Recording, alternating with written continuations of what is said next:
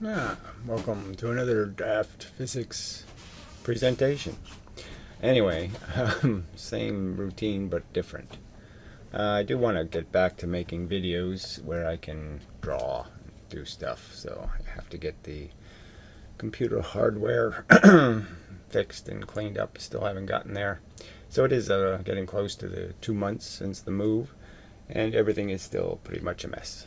But anyway, it's just a lot to do. Got to replace the toilet and all kinds of things. So I've just been distracted by a bunch of logistics and trying to do a garden and all that kind of crap. So yeah, blah blah blah blah blah blah. Anyway, excuses, explanations, excuses, often the same thing.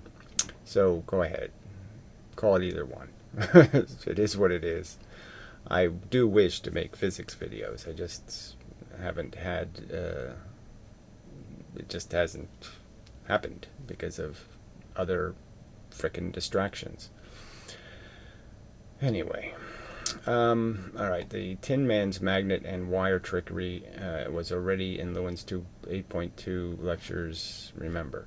And then somebody else commented to that, so it's probably in the spam folder. I have to go look, making some snarky comment.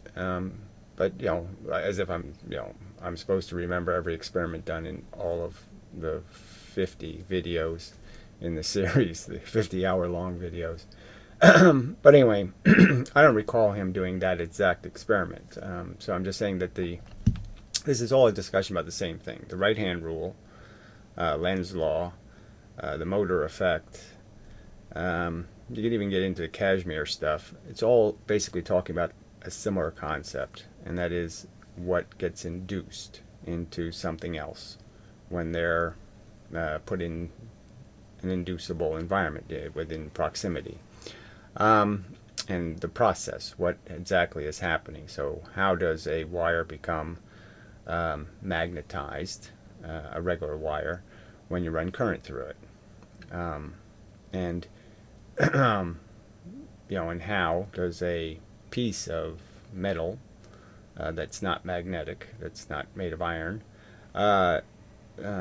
create a magnetic repulsion when it's moved into a magnetic environment?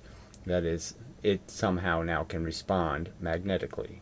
So I would argue that the simple principle is that only magnets can react to magnetism. That's sort of demonstrated by the evidence, that somehow you have to create a little magnet inside of something, or you have to create some sort of dipole, that is two poles, somewhere inside of something for a magnetic field to have an effect on it. Because the magnetic field is a polarized field. And at a distance, that polarization disappears. So the further away you go, the more dilute it gets, because a pole means the two poles are radiating like two suns, a black sun and a white sun. And at a distance, those two suns will just look gray.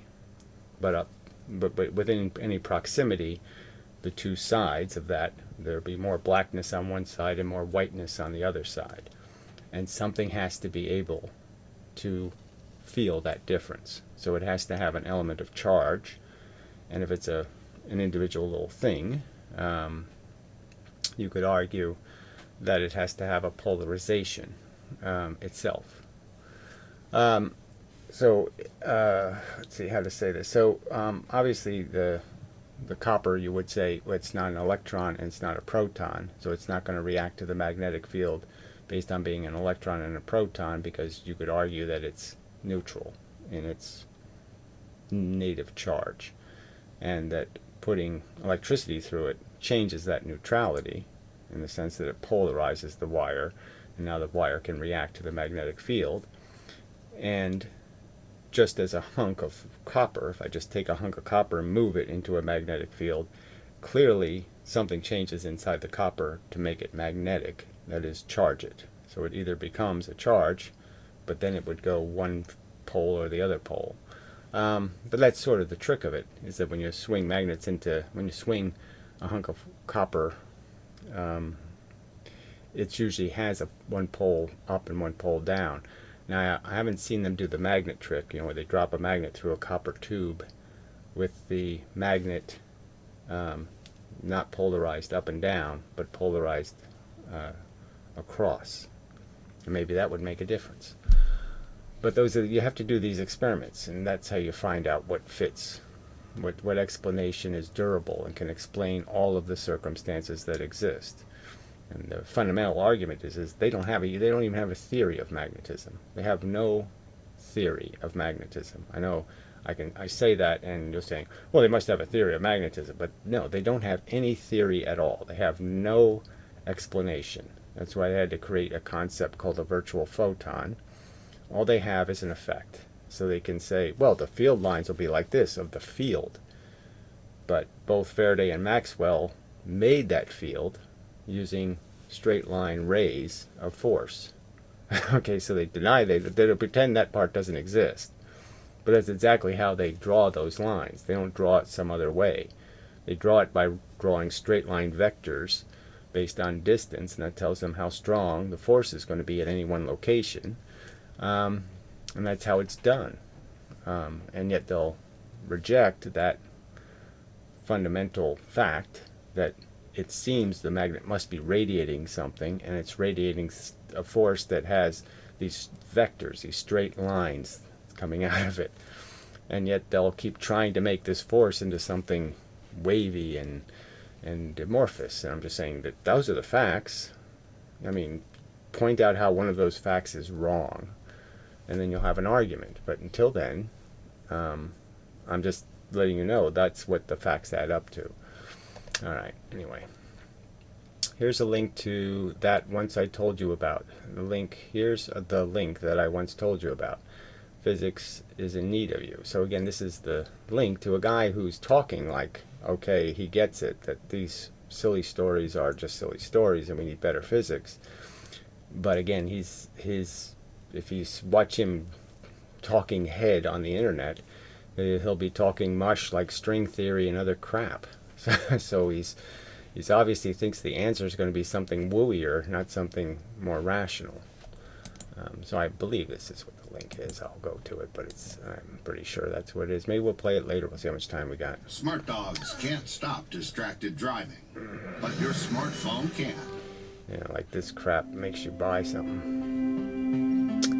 So yeah, this is the guy. In some ways, we've been making amazing progress for 40 years, in my opinion, in the mathematics. So nobody thinks they're making amazing progress in their mathematics for the last 40 years, because everything they're trying to do doesn't make any sense, and now they've had to invent all these bizarre phenomena. Antiparticles and annihilation and single electrons are everywhere at the same time, and it's only one electron in the whole universe, and all kinds of wacky crap that just seems quite desperate, which is kind of funny. So their math is all over the place, and the math is so convoluted. I mean, it's so distant from, 2 + 2 = 4. It's so distant from those straight lines that make the field lines. It's so distant from, where you take a ferrocell and you figure out that, oh yeah, the single LEDs make a little curved line. Each one makes a curved line because it's reflecting off the little bits of ferromaterial that are in radial lines. And each radial line, it reflects off a different radial line at a different length, and that's why it looks like a circle. That's why it's bent instead of straight. I can give you the real 2 + 2 version of why it happens, why you get this complex thing. And the complex thing is very simple, but nobody wants to hear it. They want to pretend that light is bent, it's crooked. Look, it's moving in a curved line. The light's not doing any of those things.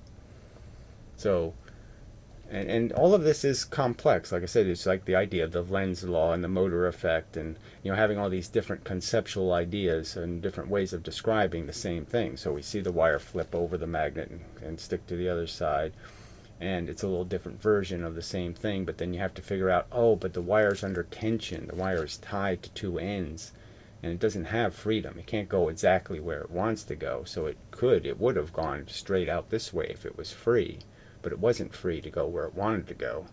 So because it was restrained, it tried to go this way, it tried to go this way, and the tension in the wire said, no, you're bending, you're it's too much tension on the wire. The wire forced it to make a curve, and it forced it to go around, and then finally the strength of the magnetic field was strong enough that it sticks to the bottom, because it starts moving in the direction that is compliant to the polar obligations, or however you want to describe that. But clearly the only thing that's really causing the effect is a bunch of arguments about the positioning of the wire and the tension that the wire's in and all kinds of other things. You're not really seeing what it would do if it was free.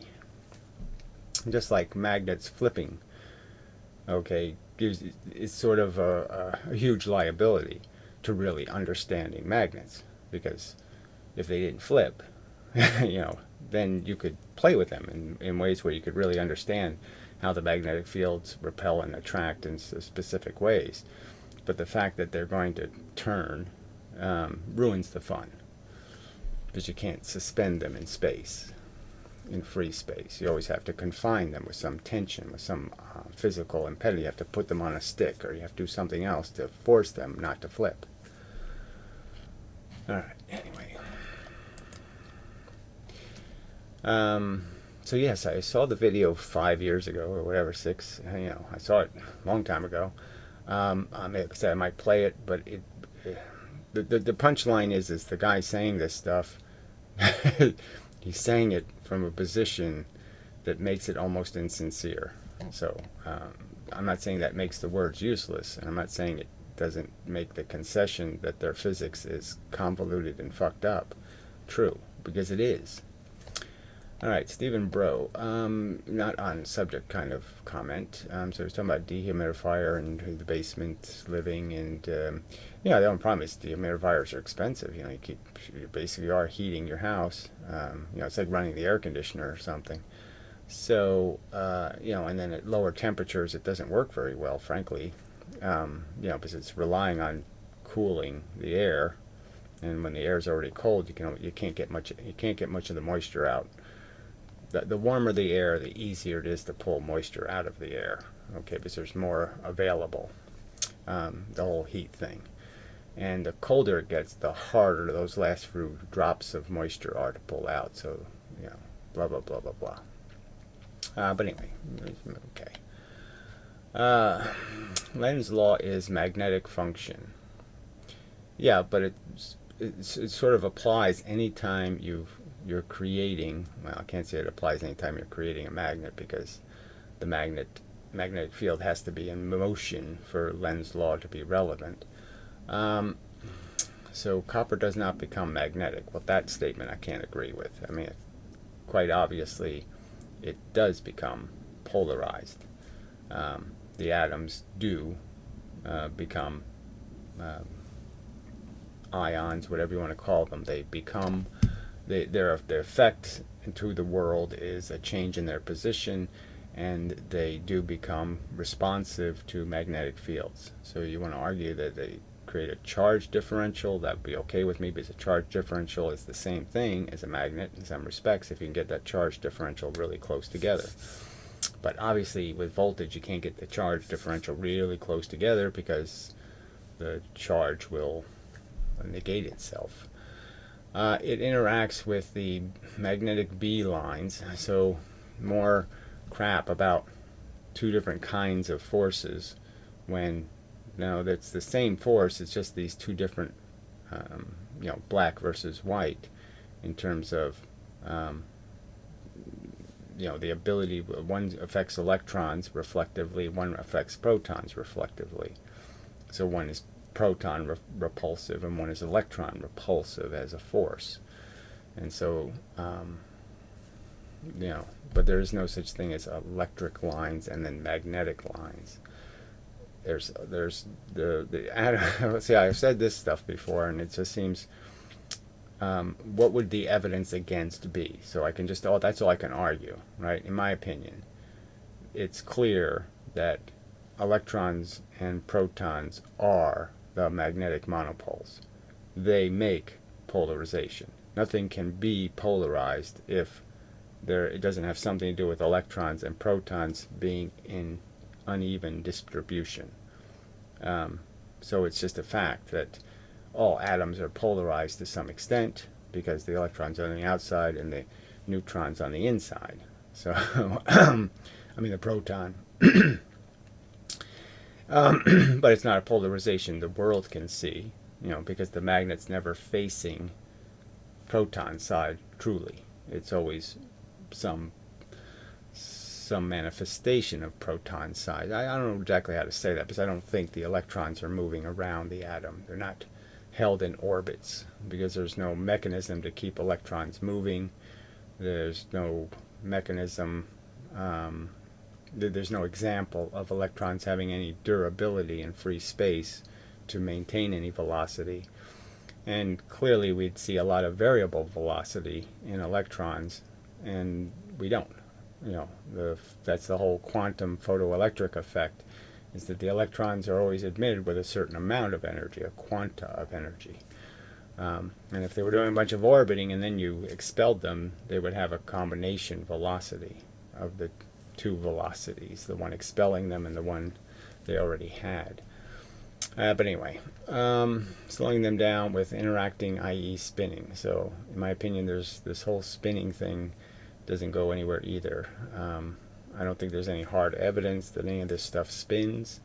Those are all conjectures. Those are just like they watch an experiment like Stern Gerlach and they see atoms move up or atoms move down and or sideways, and they say, well, what's the cause? How does it differentiate between one atom and another atom? And they say, well, we could let's say if they were spinning, what would that cause? So they make a guess and so the guess fits some circumstances, and that's the whole key to this thing, is that but it doesn't fit others.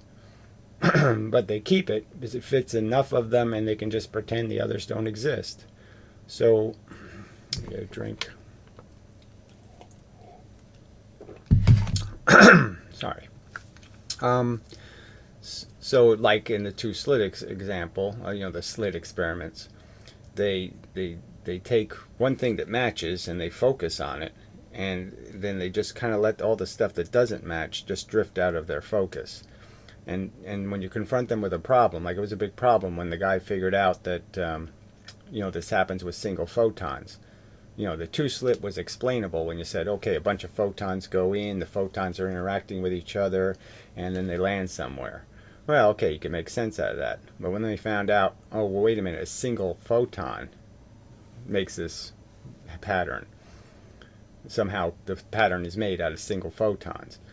Well, that was a big problem, but they got around it because they said, well, we'll just decide that the photon has a power where it can split in two, and both elements of this photon go through both slits, and then they can still make their little wave pattern. And so the problem comes and they come up with some solution. They have a problem with galactic motion, and they invent dark matter. They come up with some solution to keep their bad idea, in my opinion, their wrong assumption. They're so glued to it that they just engineer a solution. And everybody does that. It's the impulse, is to try to make the stuff you've already accepted rational.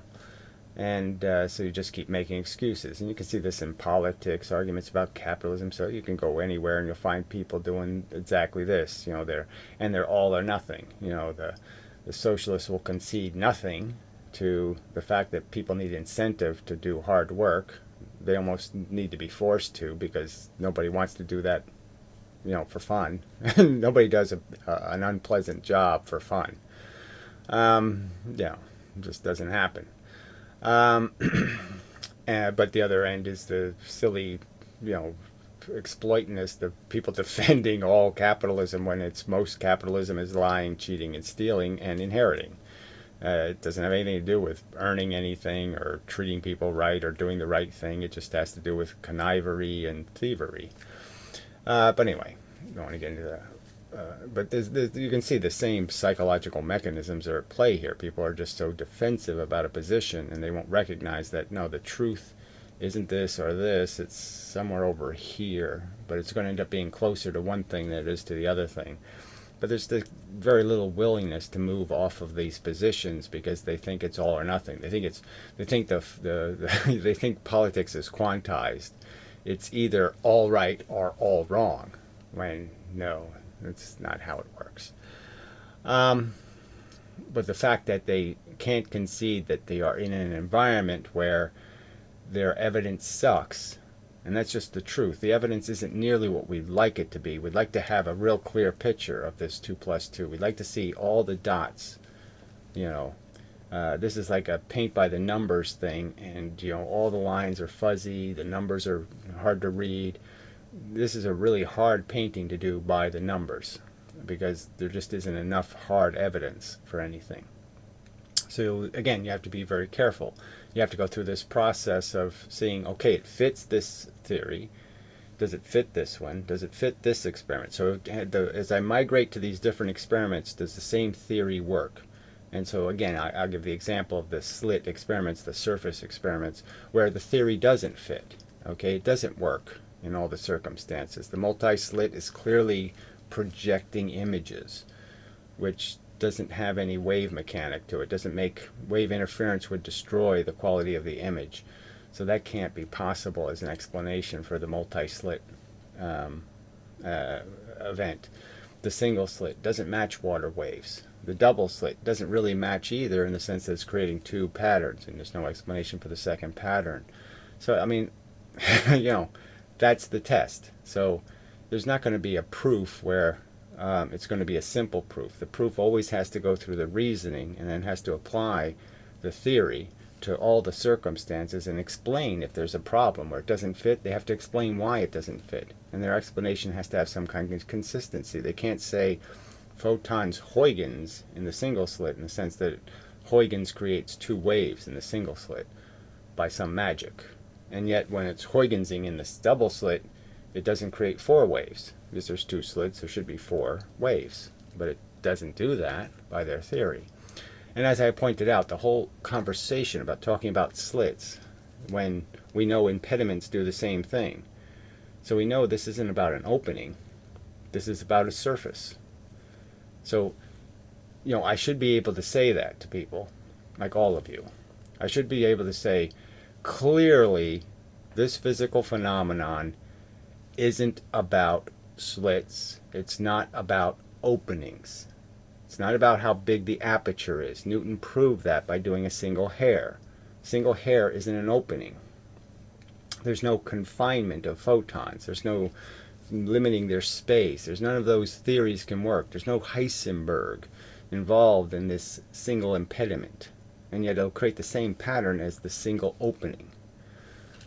So I should be able to say, can't we all agree that whatever this is, surfaces are causing it, that surfaces are triggering it, that this is about surfaces and the odds of a photon going near a surface, because that's why the small slit makes more effect when you make it smaller, because the odds of the photon going close to a surface increase as you make the aperture smaller. So I'm just saying, isn't that logic indestructible?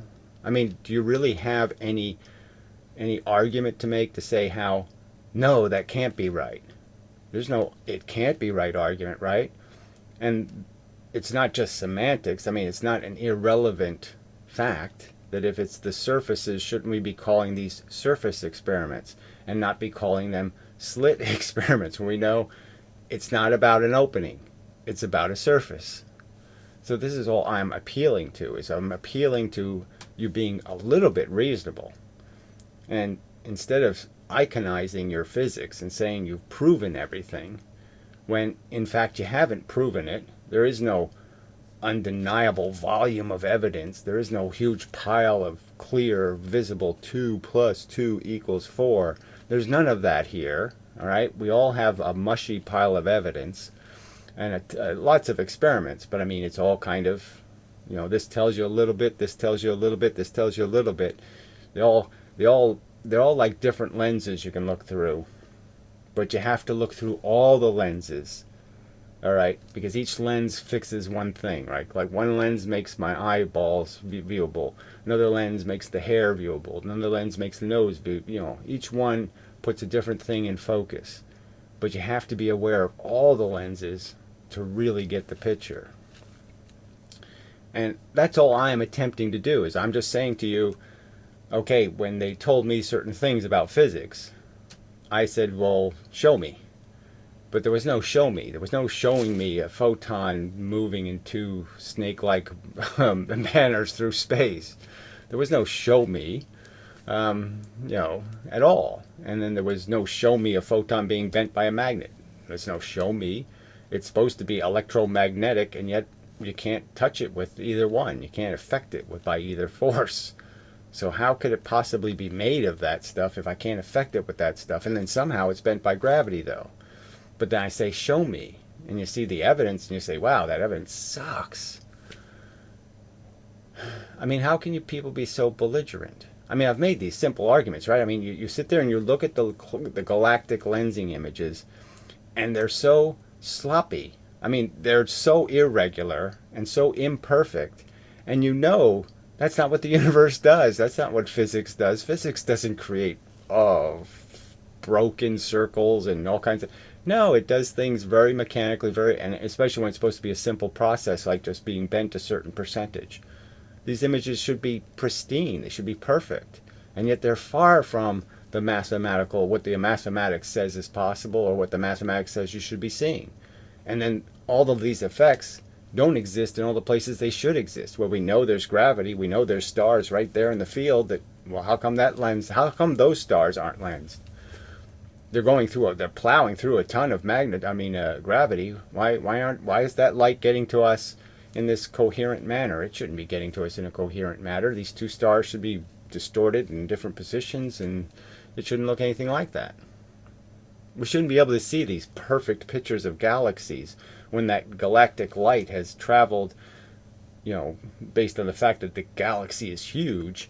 The light has actually traveled, through space that has very different gravitational potential. So the light on one side of the galaxy should have been bent a lot, and the light on the other side bent in the other direction. We should be able to get clear images of anything. These are just logical arguments. I don't hear any counter argument to the fact that the logic doesn't work, that you can't put all these pieces together. So I'm saying that when you look through these lenses, I'm saying that, look, lens 5 and lens 7 say it's a hippopotamus. And you just can't keep saying it's a platypus, because you can't deny what lens 5 and lens 7 are saying, okay? I mean, you got the big giant teeth and you got the tusky things. Platypuses don't got that. So this can't be true. It can't be true it's a platypus. There's got to be something else. Maybe it's not a hippopotamus, but it's not a platypus. That was sort of a long sermon. But anyway, I'm just appealing to the fact that I think human beings are innately reasonable. And I'm not trying to guilt you into it. I'm not trying to humiliate you into it. I'm just appealing to what I think is your innate capacity to be honest, to be fair, to have some notion of that. And yes, okay, when no one's looking, I don't have to be fair, I can cheat, I can do all this. I understand all that crap, sure. I'm just saying that you do see it, right? I mean, you don't really need to respond with all this hate crap merely because I'm pointing out that you shouldn't say you proved something when you didn't prove it. You shouldn't say something is decisive, nail in the coffin evidence, which they often say, nail in the coffin evidence for the Young experiment, when it's not even close to that. Not even close to what the evidence should be when you start saying we've proven guilt, we've proven innocence, we've proven something. You haven't come close to the obligation. You haven't met the burden of using the word proof. You haven't come close. And you can't just admit that, okay, yeah, we're taking liberties. We're being arrogant. We're trying to pretend that we don't want to have this conversation because we really don't want to change what we fundamentally believe. And we don't want to concede we've been wrong our whole life and all of that crap. So we're going to overtly, right in front of you, cheat and say we proved something when we didn't. I mean, fuck. So anyway, so for somebody to say copper does not become magnetic, clearly it does. For an instant in time, for the time it's moving through a magnetic field, it's clearly responding to the field. The atoms are clearly doing something, and it now can see the polarization of the thing it's moving towards. Okay? That's what magnetism is. It's being able to detect the fact that there's more black stuff at one end and more white stuff at the other end. So it has to itself become polarized to be able to detect that difference. It interacts with the B field lines to slow them down. So there's no slowing anything down. So this is a statement made that somehow something slows down that's moving the speed of light, when I think, again, the logical argument is if there's any time that you see a photon or a piece of energy or anything take longer to have an effect or to get somewhere, that you could sort of understand, well, it's probably because it's taking a longer path. Not that it itself slowed down, but that it had to go left, right, left, right, left, right to get where it was going, and that was a much longer distance than the straight line, and therefore it took it longer to get from point A to point B. Now, is there something radically illogical about that simple explanation? No, there really isn't. All right, with spinning because of magnetic friction, well, whatever. No. You criticize but show no proof. So this is a perfect example of clearly what I'm arguing is that Wallace Thornhill has no proof. He's making an assertion, okay, that the craters on the moon are lightning strikes, essentially. Now, the first thing you could say is I've never seen one of these. So in all of space, we've never seen one of these lightning strikes between planets or between planets and their moons. We've never, ever, ever, ever seen it happen, where the bolt of lightning shoots across and blows a crater on something. So we've never seen any of these discharges. The second argument is we have seen asteroids and meteors and comets do this shit all the time. They fly through our atmosphere all the time. They're landing all the time. And when they land, they do exactly what we see.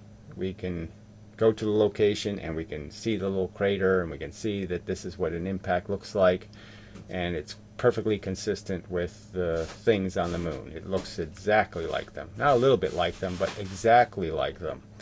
So because once in a while they can get an electric discharge to create what looks like a crater, and it requires special circumstances. You need the right malleable metal, and you need the right amount of electricity and all this kind of stuff. So under special circumstances, an electric discharge can look a little like a crater. I'm supposed to believe that that's the truth. So even though craters always get created by asteroids exactly like that, and so that's the logical conclusion, that yes, they were created by hunks of crap that hit the moon. And only in special circumstances can electricity look something like it. And you're telling me this is rational logic, that I shouldn't make a critique and say, well, doesn't that seem kind of strange that they're clinging to this thing they've never seen happen? There's no evidence that you can, that we have these experiments to kind of demonstrate that empty space is a fucking really effective insulator, and it's really hard to move electricity as a force, directed as a line through empty space, because there's no medium to create what you need, which is a bunch of electrons that communicate with each other. So the further away two electrons are, the harder it is for them to shoot force between them. So, and that's basically what an electric discharge is an example of, is pressure at one end being shot to the other end, and it being communicated between electrons. So the way electricity goes through a medium, like the atmosphere, is kind of a good example, because we sort of get to see it get formed. And we know that what has to first be created is a bunch of ions. And the ions mean that the electrons now can really communicate a lot of force between each other, because they have a lot of liberty to move and create a change in pressure. And that really what's changing is there's a pressure wave that goes from the clouds to the Earth. Well, it's the other way around because of the plus and minus thing, but it doesn't really matter. But so I'm just saying that it's something we can see, that yes, the essential to this ability to transfer force is electrons have to be close enough to each other to be able to hit each other with the force. For the force, the ping pong paddles are too far away, right? Well, then the odds of your ping pong ball getting trapped between the two is very small. So you can't maintain any tension or pressure if you get them too far apart because of the irregularities in motion. So they're all going to be moving a little bit, and the ping pong ball is going to miss. So you won't be able to create any sustained. You can't push a bunch of it through because of that limitation. I don't know if there's more. I mean, obviously, see, there's devils in the details. So you can go into a lot of details about why it is essential to have these ping pong paddles, why you can't just send the balls from one place to another. And theoretically you can, but only theoretically, right? Because we can't create this aiming device, just like we have a hard time aiming photons because they're emitted by individual electrons, and the individual electrons don't emit them from some static location in some static direction. So we can't just squeeze an electron and have a bunch of force pop out, and shoot it in a straight line. But this is the limitation you have with all this physics being about little tiny things. And it makes it, like I said, it makes this more of a logic problem than just a mathematical thing or just a physical experiment thing. You really do have to account for all the experiments, and you have to understand that one phenomenon can look like another phenomenon, but it doesn't mean it is the other one. Lots of things can have tusks, or lots of things can have eyelashes. Lots of things could fool you. If I showed you just a picture of the eyelashes, I might be able to make you think that a gazelle is a human. But you have to just be aware of that fact, that when you're using a limited evidence pool, that's what you're sort of stuck with. Alright, well, here we go. This isn't semantics. What a pile of crap. My post about gravitational waves was not playing semantics at all. Yes, it was. And it doesn't require two different mediums. Well, I'm just saying to make distinctions between the force of gravity and the thing that creates gravity waves, in my opinion, is ludicrous. It's one force. You can't make it into two. Space is bent or warped in both cases. The warping of the space is what causes things to move in both cases. So this is just bullshit to say there's some distinction between what a gravitational wave is and what gravity itself is. The gravity wave is made out of a deformation in space-time, and the deformation in space-time is what makes the Earth move towards the sun. So I'm just saying you can't say there's two different kinds of ether or two different kinds of bent space. I'm saying none of it exists. It's all a pile of crap. Okay, anyway, this isn't going to be a perfect analogy, but I think it will demonstrate the point. I don't think it will. I don't need an analogy. I need I need some reasoning that explains what I'm already conceding. I'm just giving you for the sake of the argument. For the sake of the argument, I'm conceding the existence of some capacity for you to take this medium of space and warp it in some way. And the way you warp it is it's either push or it's going to pull, right? I mean, obviously you people seem to think it just pulls, but whatever. It's going to move something, okay? And clearly we receive the gravity wave by measuring how it moves a mirror. So let's not pretend that this isn't about moving matter. And whether you're moving one atom of the Earth or you're moving the entire Earth, as the theory of gravity kind of demonstrates, it doesn't matter because the force is effectively nuclear. That is, I could make the Earth much bigger and separate all the atoms, and they would still stay in orbit and do exactly what they're doing.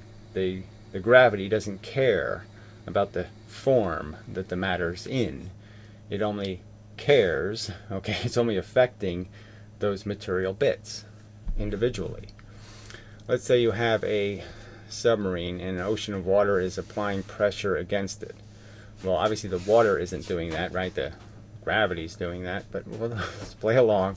Now let's say there's an earthquake and some waves propagate through the water. Fine. Those waves obviously aren't causing the fundamental pressure against the submarine. Well, who said that they are?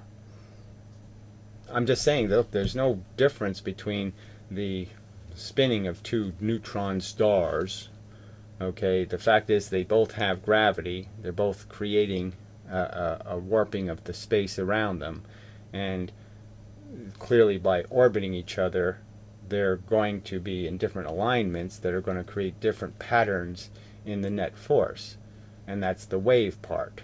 So they're waving something that would be dead consistent if it was just sitting there by itself. So if the neutron star is sitting there by itself, it's not waving anything, right? It doesn't have any ability to create any irregularities in the water. So this is where there's a huge inconsistency in your theory. Those waves obviously aren't causing the fundamental pressure against the submarine, and it's not two different mediums, it's all water. Well, again, so you say it's not causing the fundamental pressure, but clearly the waves are changing the fundamental pressure from high to low, to high to low, to high to low. So it would be kind of silly to say they're not causing the fundamental pressure when they're clearly rearranging the pressure, if you could say that. Yeah, so again, what's the difference? The pressure is still the pressure. It's still the net same amount of pressure, and all you're doing is creating irregularities in something that's already a net pressure. So how are gravitational waves anything other than a manifestation of gravity? Waves can propagate through space-time.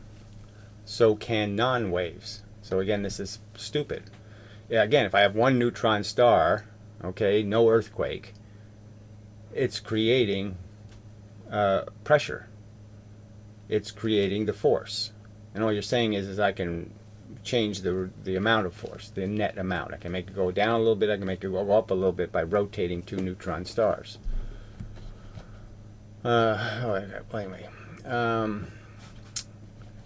Waves can propagate through space-time. So can non-waves. But it's not what is causing the fundamental gravitational effects we see. So again, just silly. The effect has to be created by gravity, and all you're really doing is changing the strength of the gravity by changing the alignment of the sources of gravity. When they're like this, okay, something here is going to feel more gravity because the two gravitational sources are both closer to it. If I separate the two things here, the amount of distance from the total amount of gravity is going to be larger. Waves can propagate, the curvature distortion around objects of mass is according to GR. Well, again, that doesn't say anything. So according to a bogus explanation for the existence of the inverse square law, a silly explanation in my opinion, when we have a rational explanation for the inverse square law, which is that if you have an external random pressure, we already have the example of the light bulb. The light bulb radiates something. Now, for most people, maybe you think that's just ether perturbations too, but regardless, it's radiating. And the radiation is proportional, the amount that hits me is proportional to how close I am to the bulb, because the bulb is radiating it. And as the little rays spread with distance, the odds of me getting hit by a number of rays goes down. So the closer I am, the more rays I get hit by. The further away I am, the less rays I get hit by. That's the inverse square law. And Einstein's just creating some fake notion of the inverse square law made out of some kind of space that does exactly the same thing, that creates lines of changing force based on magic rather than any physical explanation. So he's just said, instead of having a physical explanation for the existence of the inverse square law, let's just create a magical explanation. And you all fell for it like that. That's reasoning. That's good reasoning. So you have a physical explanation that works really well, which is you're proportionally bombarded by, say, cosmic background radiation. Cosmic background radiation is an example of a field that would create, if the cosmic background radiation was much stronger, we'd see it do to us exactly what gravity does. That is, when things moved in front of it, we would get shielded from it. The force would cause motion because it's energy, and it would be exactly like gravity. So if you could make the cosmic background radiation 1,000,000 times stronger, you would have gravity. So here's a perfectly rational explanation for a source of energy, a source of movement, a cause for the inverse square effect. And instead of taking that one, you sit there and jumped and clung to some notion that, no, being matter means that somehow I create light bulb effects. Even though I'm not radiating anything, I'm not consuming anything.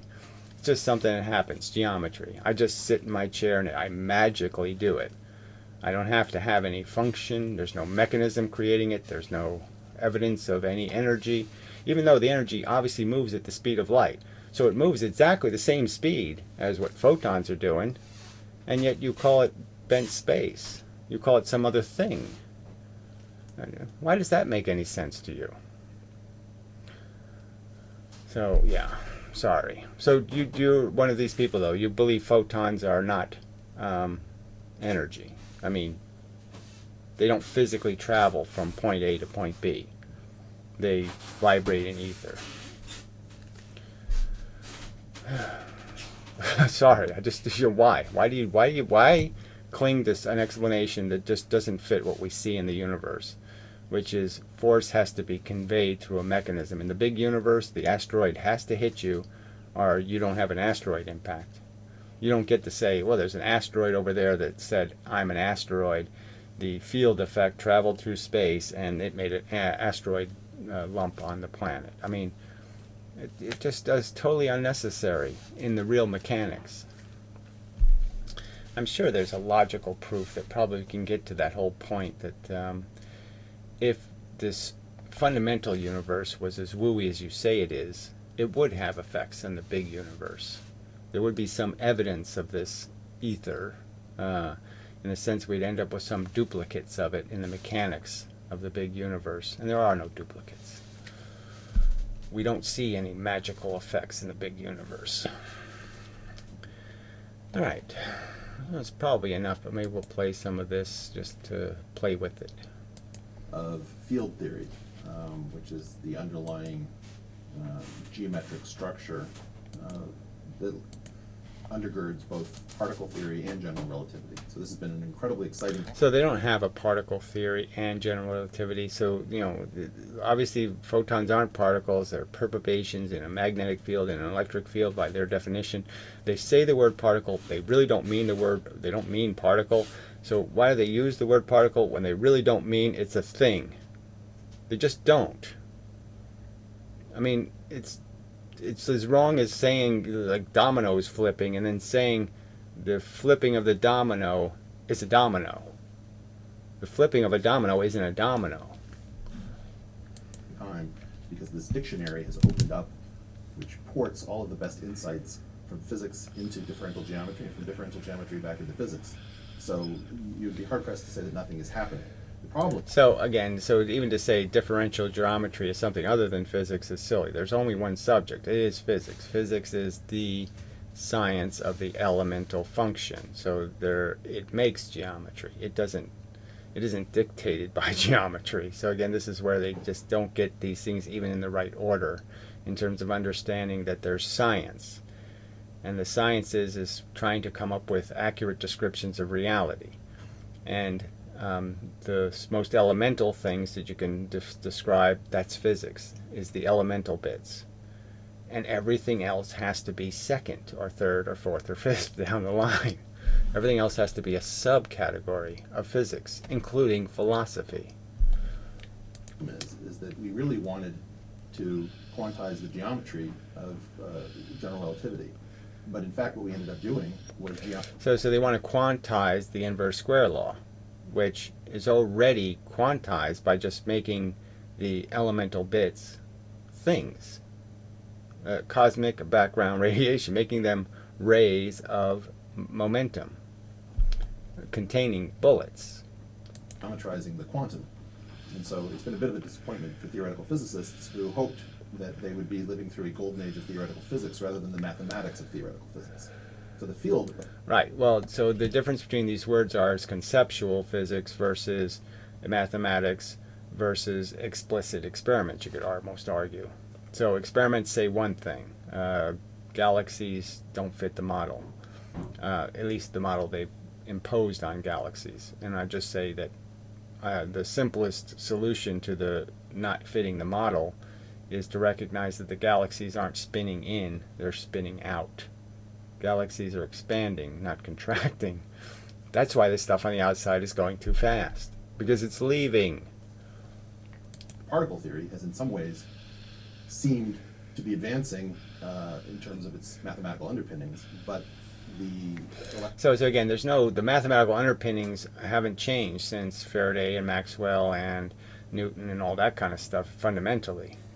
What's changed is the abstract math, the math they've invented. Okay, the changes they made in reality to fix their problems, like Einstein saying photons are twice as bent by gravity, to make his equalization argument make sense. So to make acceleration in a spaceship the same as what happens on Earth in terms of a light clock, to break a light clock in a spaceship, he needed to break light on Earth. He needed to make it bend, because that's the only way he could make this logically fit. The only way he could make photons moving straight in a spaceship bend, that is, land lower on the wall, match what happens on Earth, is he had to make photons bend on Earth. A silly thing to do, a contrivance, and now they're stuck with that contrivance, and so they have to make more and more abstract fixes. They have to create more and more black matters and dark matters and all kinds of abstract annihilation events, all kinds of weird bullshit that isn't really annihilation, of course. And, they have to create entanglements and all kinds of other crap to fix the crap they broke. Aberrations on the standard model, which is our specific understanding of the world in which we live. Now, it's a specific understanding, they say, and nobody can understand it. So if you think you understand quantum mechanics, well, you'll never understand the standard model as understand it, like why any of that happens.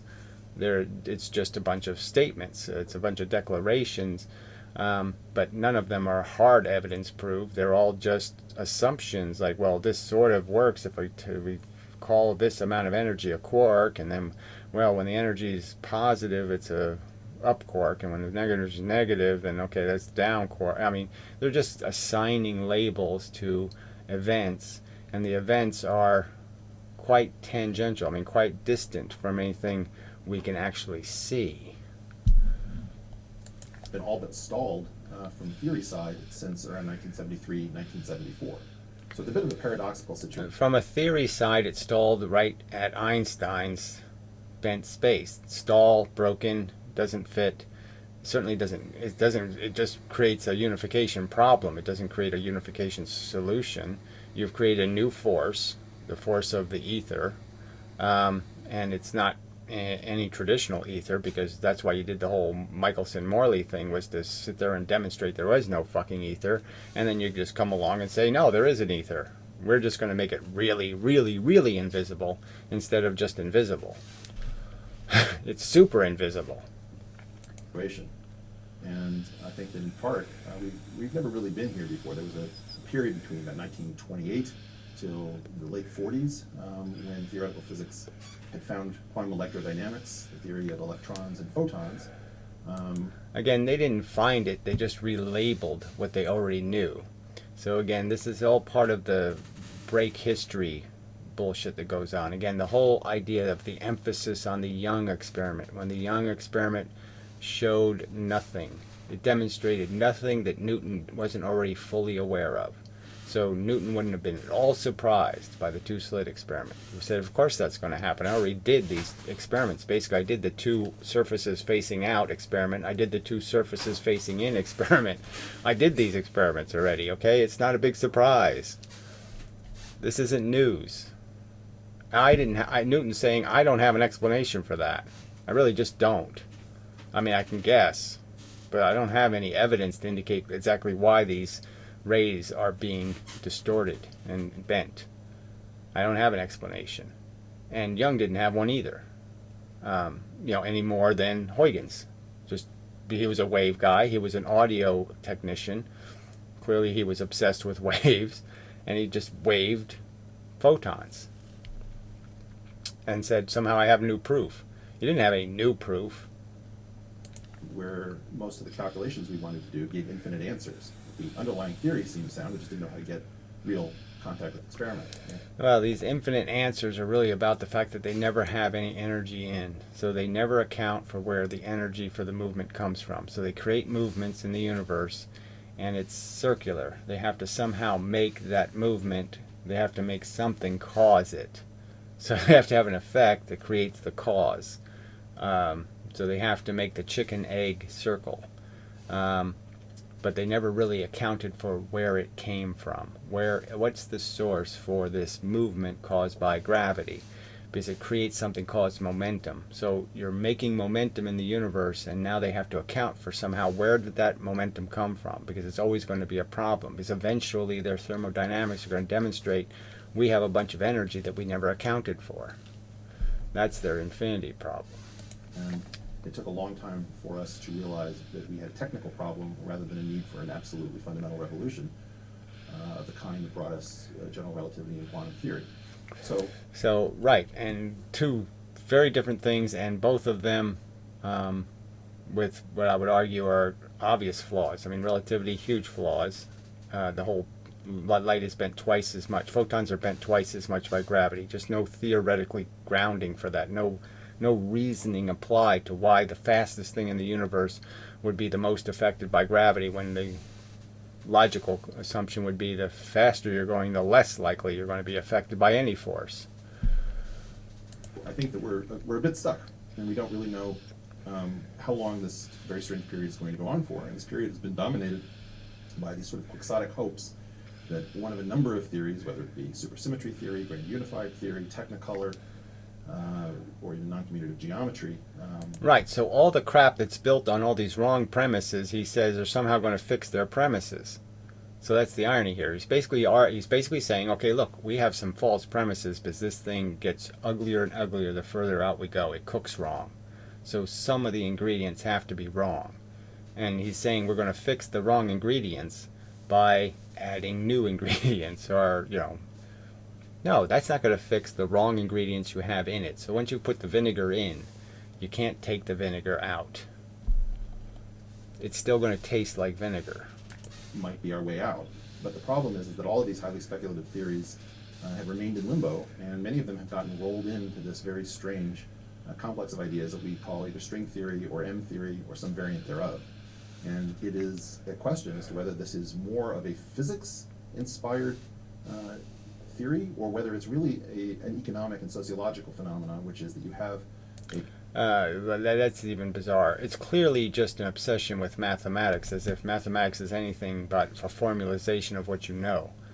And what you know is where some of these problems are. Again, you keep putting in this increase in the speed of light. You keep putting in things in your mathematics that are wrong assumptions about what's causing the effect.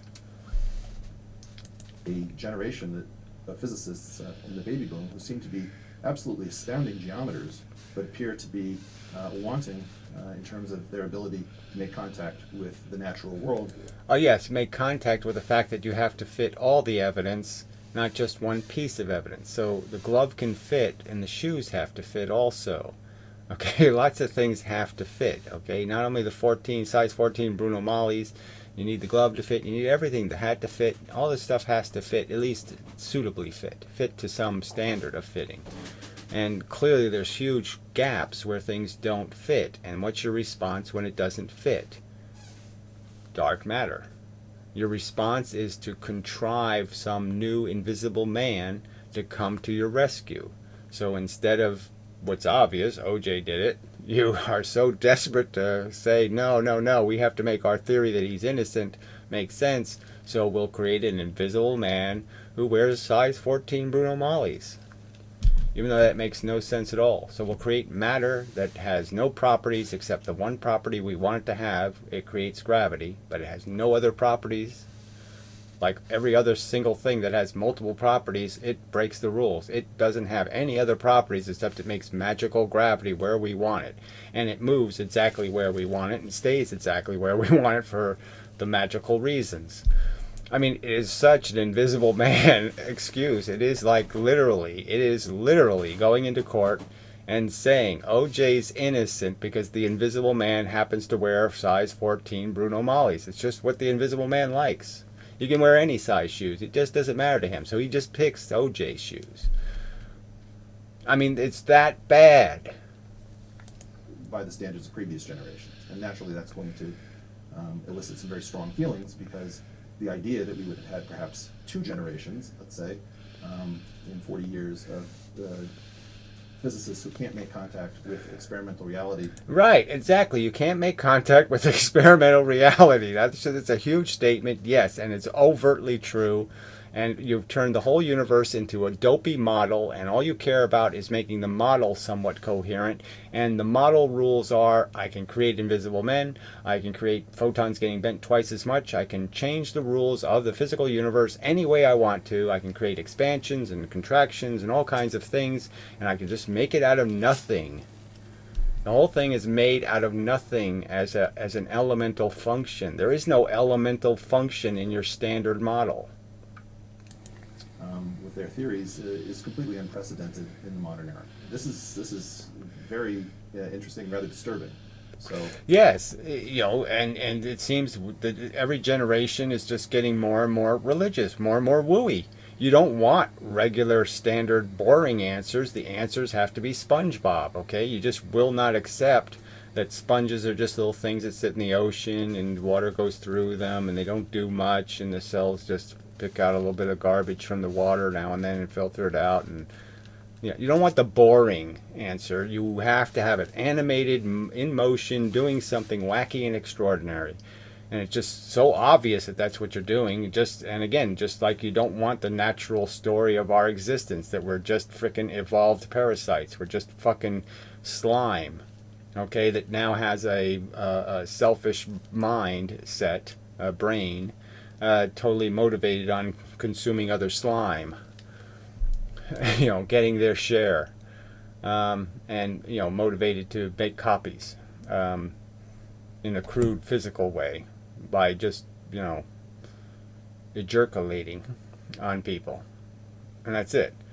I mean, it's just so fucking crude and simple a pattern that we're following, a mechanism. But no, you want to wear a better suit than that. You don't want to wear your natural suit, the truth suit. You want to put on some sort of, no, we're the universe experiencing ourselves, and we're doing some, we mean something. We're more than that. No, we're not any more than that, and it's obvious in our behavior. I was quite inspired by a talk or two that I've seen of the distinguished physicist Nima Arkani-Hamed. Right. So another wacky, here's the simple problem. Here's my insanely convoluted solution. No, these people aren't offering simple solutions to the problem. They're offering more complexity. Where, in essence, he points out that the 3 main equations that give us all of theoretical physics, the Dirac equation for matter, and then So again, the Dirac equation is just another one of these quirks of history. It's convoluted mush, and it invents a bunch of bullshit that is of no use, which is all this annihilation nonsense. There is no annihilation events. There is no antiparticles. That's all a pile of crap. They function. They have no function in the mechanics. You can't make an atom work right if you throw all that crap in there. It just breaks the physics. It doesn't make the physics. Force equations, the Yang-Mills equation, and the Einstein field equations are all, in some sense, provably the best possible equations in their category of equations. Yeah, which is just absolute nonsense. I mean, the Einstein equation can't even, nobody ever does it. It's so convoluted, and it has made up, stuff you have to know what Einstein meant by this symbol because he basically made that up.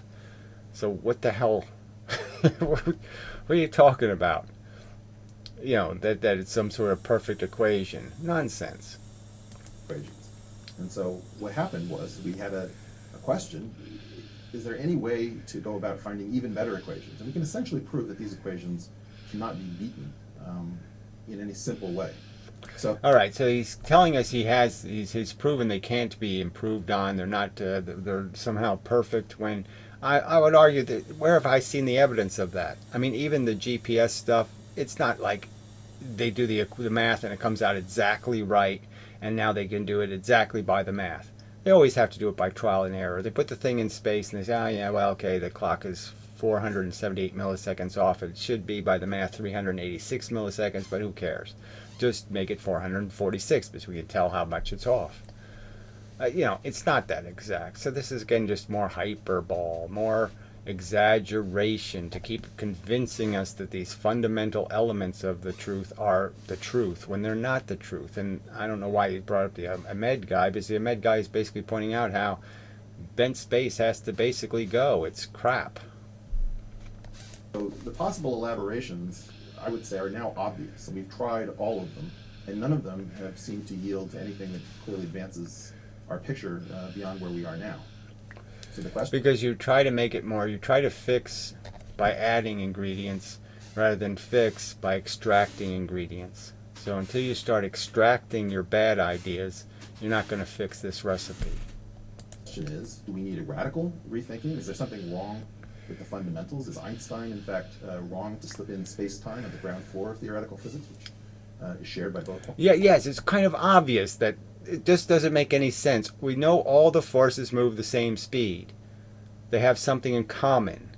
It would be idiotic to say that magnetism isn't really magnetism. It's really bent space. It's not bent space. It's just bullshit. And we know that it's something that radiates. We know that. So why keep pretending that it's an amorphous wave when we know it's radiating?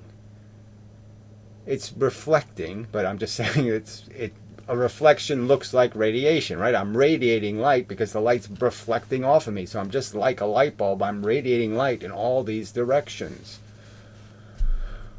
But I'm radiating it.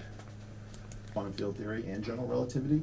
Or are we simply in that situation where you think you've searched your apartment everywhere for your missing spectacles or keys, but in fact it was hiding in plain sight the whole time, you just didn't think to look in the right place? And I would say it's probably not a good analogy. I think my recipe argument is much more important.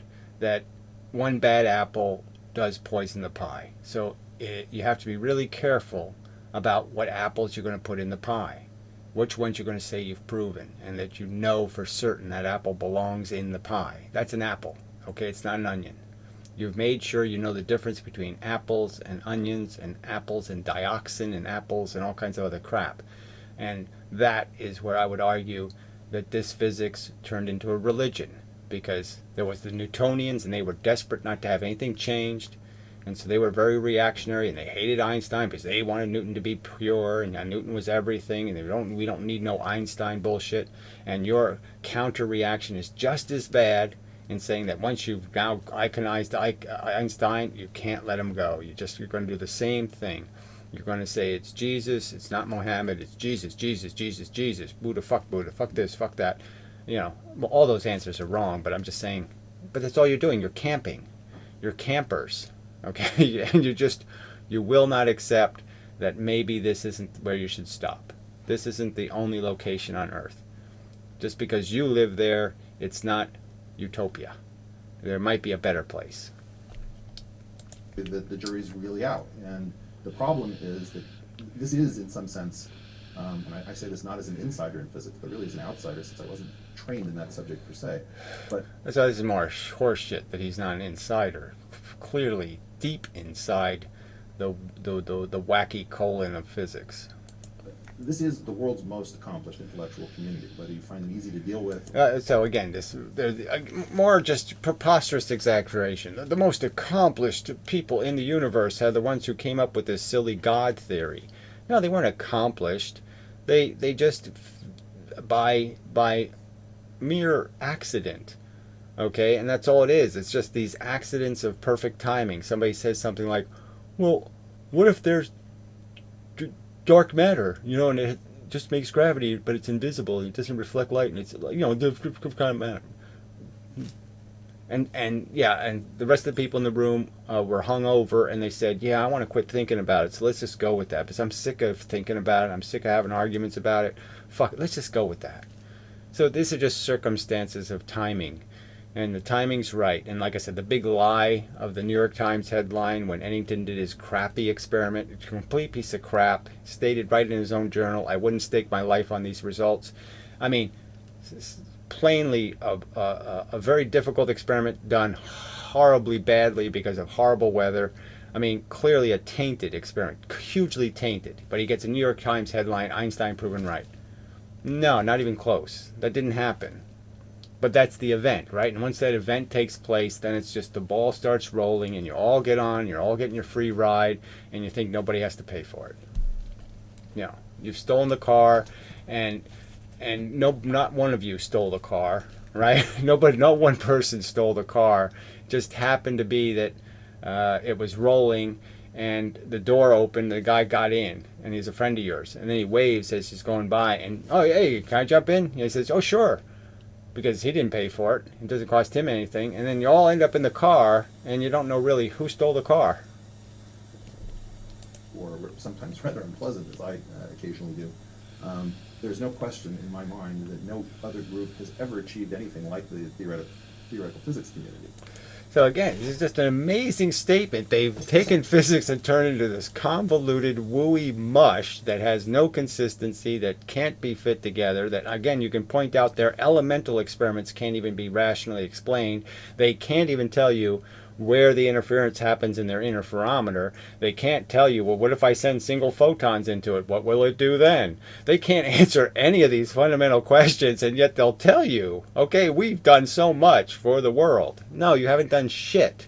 You know, I mean, turning this all into woo and not recognizing these simple energy equations has got us, nuclear plants that melt down. What have you given us? You have given us nothing. Nothing but a convoluted, wooey explanation for the elemental function. The engineers, yes, they've given us progress, okay, but that would have happened without your theoretical crap. None of this theoretical crap led to anything. Trial and error led to the invention of the airplane. It led to the invention of every fucking thing else. None of these theoretical notions answered any questions. The question is, why are they stumped? And if they do need help, where can it come from? It doesn't seem that any of the chemists or the biologists would have enough to contribute, even though physics has contributed to both of those fields. Well, obviously they are on a tangent. They're not doing physics. So yeah, they can't answer your elemental questions because they're doing what happens in the mixture, in something that's much different than identifying the elemental functions. They don't need elemental knowledge to do chemistry. So the real hope is that it's either going to come from theoretical physicists themselves, from mathematicians who struggle to make any kind of contact because the pedagogy in physics is quite forbidding. And I would say it's not quite as good as the pedagogy in mathematics generally. Well, whatever that means, but yeah, the walls you create by creating all this convoluted mathematics takes years to understand what you're even doing and why you're doing it, all to solve problems that, yeah, we already know. I don't really need to know those answers. I don't need to know specifically, how to set the timing cycle on the GPS satellite. Sure, I'm sure some people need to know, but I don't need to know. Okay, I don't need to solve any mathematical questions. I want to understand conceptually what's happening. And your conceptual explanation is so full of holes and is so ludicrous. And again, it's just you walking into the courtroom and saying, well, look, I have this whole list of invisible men. They're very busy, the invisible men. It's like a team of them, and they're always screwing with everything. So they did it. Speaking. Or is it going to come from some completely strange source? Maybe somebody who is a self-teacher off the grid that we've never heard of. But we've heard from all of the leading lights, and I would have to say that... Yeah, somebody who gives a damn about understanding it. Who doesn't play this stupid Feynman game of saying, fuck understanding. Screw that. You don't need to do that. Just do the math. Yeah. Somebody who says, show me. Somebody who says, be consistent. Somebody who says, I want to fight, this trial fight, with real evidence. Okay, not shit you made up, not invisible men. I want to have an argument about what does the real evidence point to. That is, the forces all having the same speed. It's a big, giant fact sitting right there in front of you, saying it has to be unified.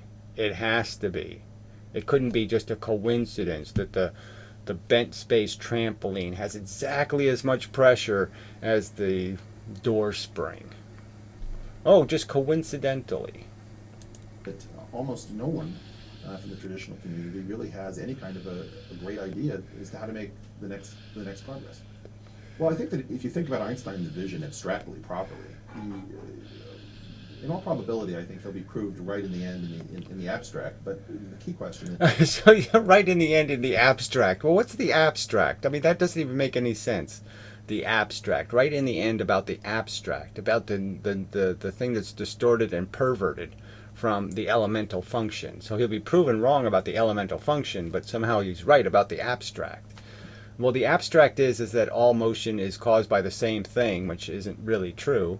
I mean, all motion is the same, which isn't really true. You can be affected by a force directly, or you can be affected by something that has force in it. So you can be hit by a piece of matter, or you can be hit by the force itself. And if you're hit by the force itself, it's coming at one speed, and there will be no cushions, no displacements. If it's coming through matter, well then yes, the matter takes time to convert the matter into energy. So you'll have the benefit of that transition from matter to energy, in the sense that it will take more time for the force to get from point A to point B. is that he gets some of the particulars wrong. He has a beautiful book. Yeah, so he gets some of the particulars wrong, which means he gets the elemental nature of the function wrong. He did what he shouldn't have done, which is say the inverse square law is created by magic. No, it's not created by magic. There's a physical thing, a reason why there's an inverse square law. And the physics makes perfectly good sense if you just think about the pressure in the universe coming from the external in, pushing. Everything is pushed together. The atom is pushed together. That's why their atoms are made inside of suns, because there's high pressure inside of suns. They're pushed together. Okay, all of the suns are pushed together. All the planets are pushed together. All the galaxies are pushed together.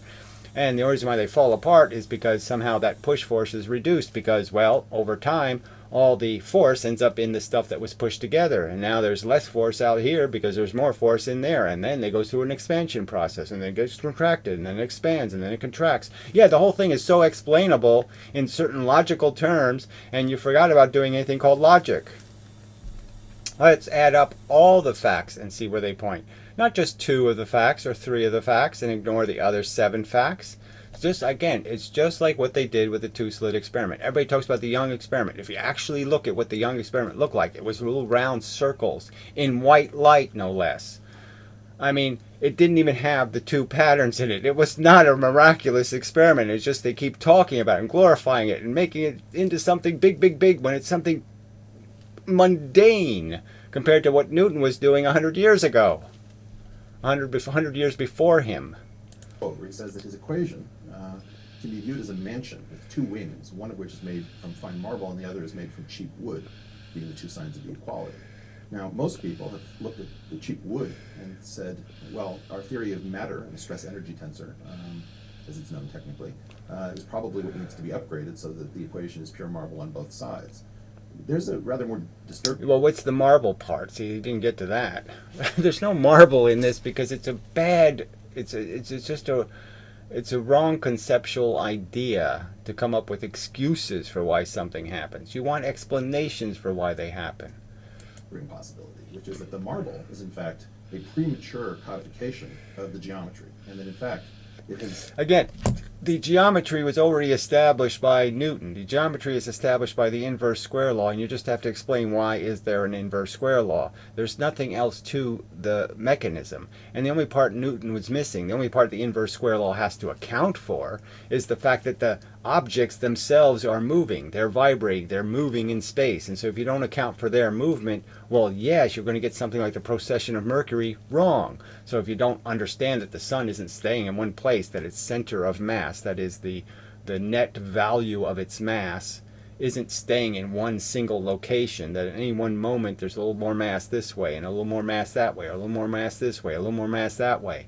Well, if you account for that the sun itself is processing, that it isn't staying in one place, well, then you can understand the precession of Mercury. Fuck. It is not impossible that we have been so beguiled by the beauty and elegance of the marble side of Einstein.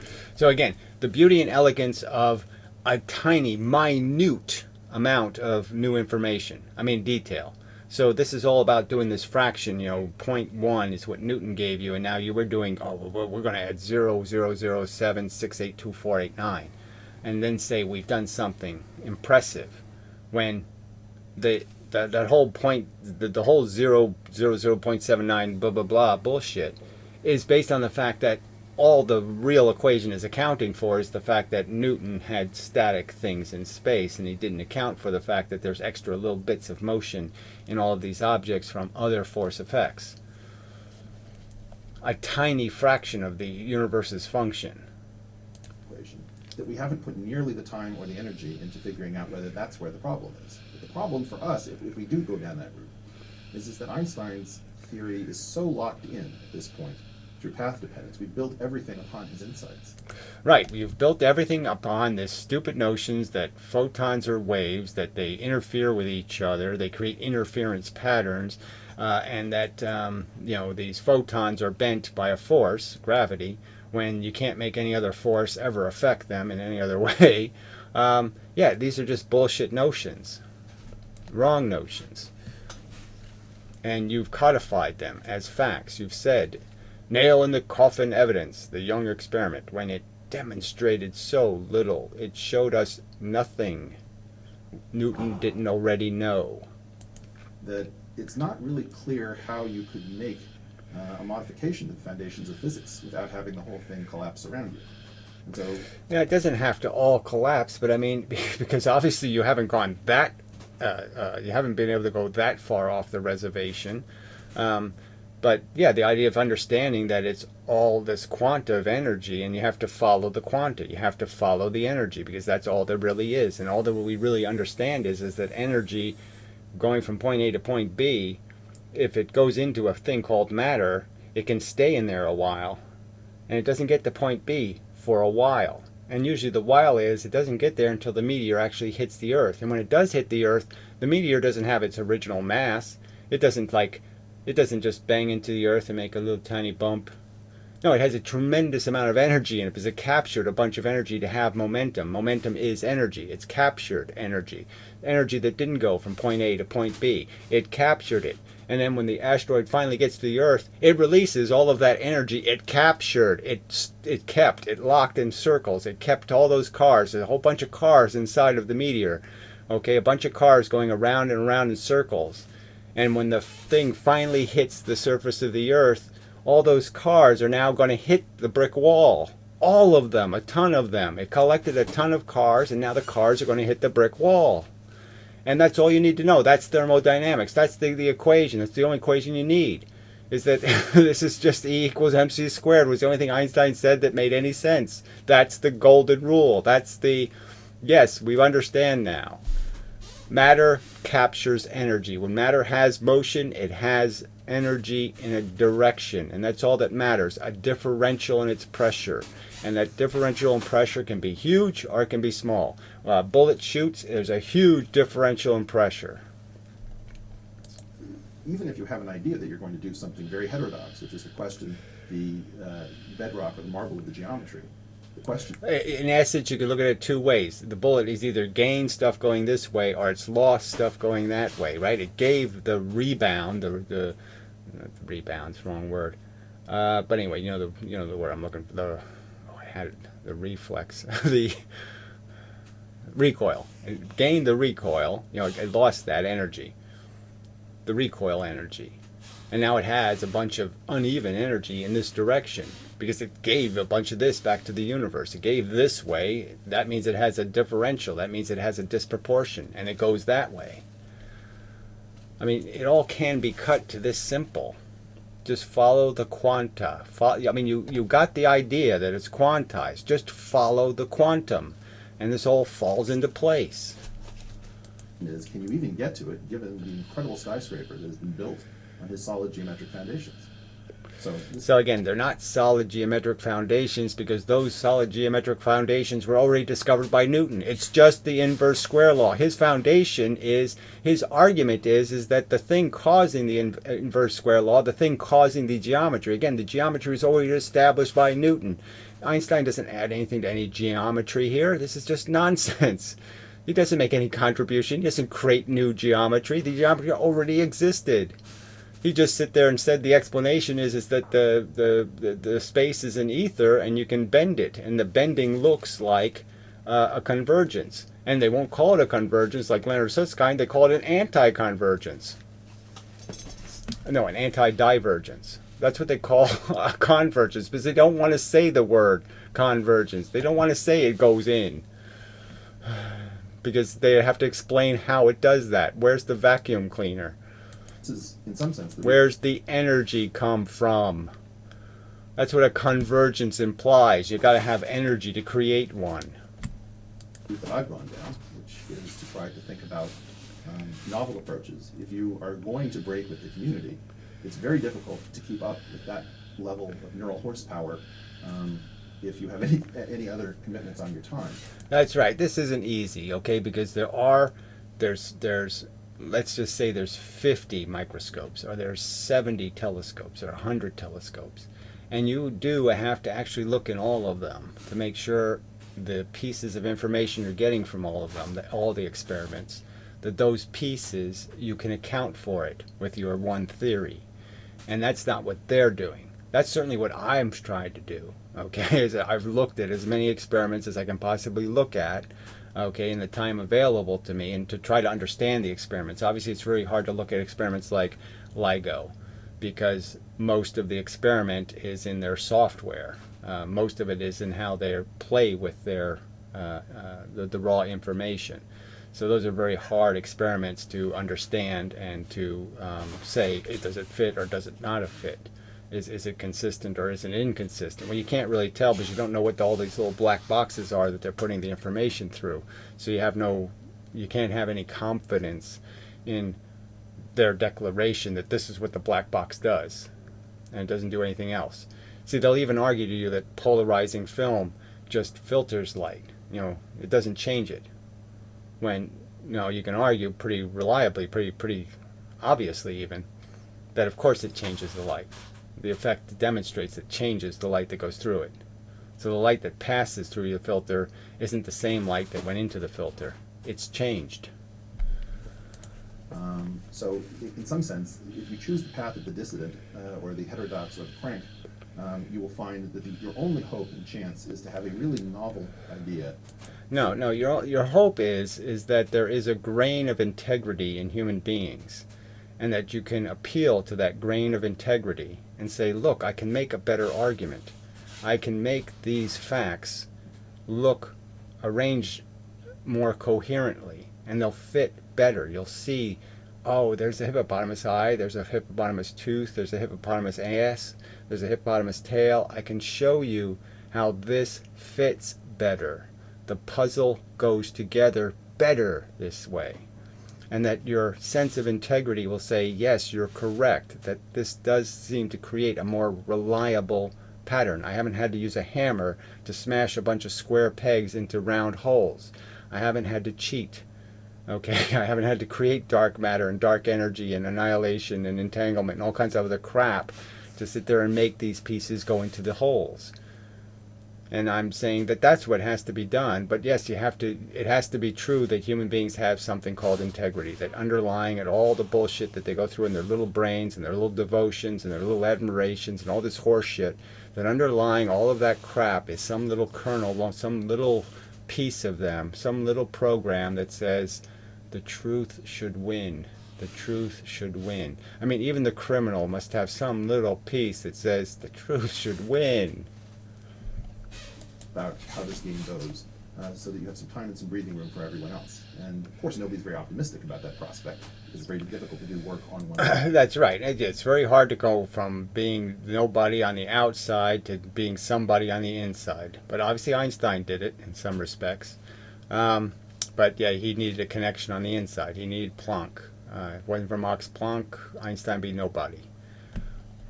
As Owen as Einstein did in the patent office. In fact, we haven't seen a second version of his story since his famous emergence from the patent office. Yeah, so one of you talking heads has to actually find the guy, me, and you have to sit there and elevate his stature to something respectable, something worthy of respect, because you gave it respect, and then others will follow your lead and also give it some respect and give it some sort of attention and give it some sort of, I'll listen to you, I'll hear your evidence, and I'll see how good a proof you can make. and how it's a much better proof, a much better explanation of the elemental function, because it explains not only where the energy comes from, which should have been the first thing you do, is explain where does the energy come from. The planets are moving. You have to have a source of energy. You can't just say geometry did it. That's not an explanation. That's not physics. There's a physical reason why the electron doesn't go this way, and instead it goes this way in every single atom in the matter. For some reason, everything's going in a direction. There's a reason why it's doing that. You can't just say it does it because of geometry. However, the fact is that the traditional community is also stalled out. So you have two horses, neither of which seems to be capable. Yeah, well, no, the dissonance community is doing fine because I'm in it. So it's doing just fine, okay? But the problem is that the dissident community is full of nutcases. So there's no way to tell that my tinfoil hat is actually made out of gold or platinum or whatever. It's not tin, it's not bullshit, okay? It's the right way to use a brain. I'm doing braining very well. Your people are doing braining kind of sloppy, and that's just the truth. Finishing the race. And the question at this moment is, should we be looking more to the heterodox, running the risk of craziness and pranks, or should we be looking more to... Yes, you should be looking at the elements that you put in the recipe, the stuff that's breaking it. So find the part that's broken that you put in there 100 years ago or 200 years ago or 300 years ago, because that's what's broken. Just like if you want to do philosophy, the first thing you do is you pull out the stupid, retarded, archaic fables and you say, fuck that shit. We don't need Hansel. Hansel and Gretel doesn't have anything to do with philosophy. Fuck it. The Three Pigs is not philosophy. The Three Blind Mice, this is all made up crap, okay? Get rid of the fables, the cartoons, the nonsense that should never been there in the first place. Get rid of these silly notions. Oh, God must have done it. Well, fuck that shit until you have one shred of evidence that this stupid thing exists. Fuck that. That doesn't belong in the model. The traditional community, which seems to have gotten itself in a cul-de-sac that we call string theory, M theory, and supersymmetry. The jury's out, but I think it's... Yeah, there's no jury out. Where's the jury? There's no jury. The jury's all drunk. The jury's fucking on vacation. There is no jury, unfortunately. That's the whole problem with this whole fucking thing. You haven't selected a rational judge, you haven't selected a rational jury, and you don't have rational rules for the presentation of evidence. You keep allowing people to present evidence and go, Young absolutely proved it, so I won't even bother showing you the evidence because we already have absolute proof. We already put all the nails in the coffin. We buried the guy. It's all done, and it's a done deal. He was dead. Sure. I mean, quite obviously, if that's going to be your rules of trial, if that's how you're going to perform a trial, well, you're not going to have a trial. You're not going to get the right answer. And your whole physics, your whole science has no discipline. You have no respect for the obligation to actually prove something. It's become a much more interesting question because traditionally we would have bet on the experts, but the experts have taken more time researching this theory than any group, I think, has ever taken to research theory. Right, but they haven't taken any. They've taken a lot of time to do mathematics to figure out answers to questions nobody wants to know. How fast will the retarded baby fall off of its tricycle? I mean, you're answering a bunch of questions nobody's asking, and you're all proud of yourself. I figured exactly out the complete impact potential of the blah blah blah of this cranium against the sidewalk, and blah blah blah blah blah blah blah blah blah. And who the fuck cares? Nobody. You don't even care enough to actually solve the equation. You just say, I have an equation that actually solves a derivative of an equation. So I've taken an equation and perverted and turned it upside down, turned it sideways, turned it all this bending and twisting to reduce it to this. So it went from this to this, and give me a gold medal. No, I never used the equation to actually answer a question. I just gave you the derivative. Fuck. I mean, it's just such crap. And I spent 17 years working on it. The fact they've been unable to find anything, in fact, means that perhaps... They haven't even started to look. Again, the only way to find it is to look at what you put in the bowl before you got to the bowl. So look at what your teacher put in the bowl. That's where you start.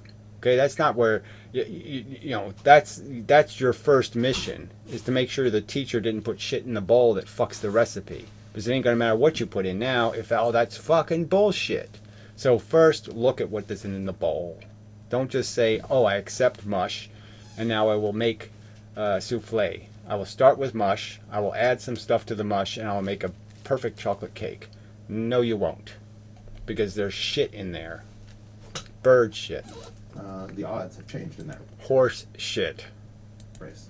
Bullshit. Okay.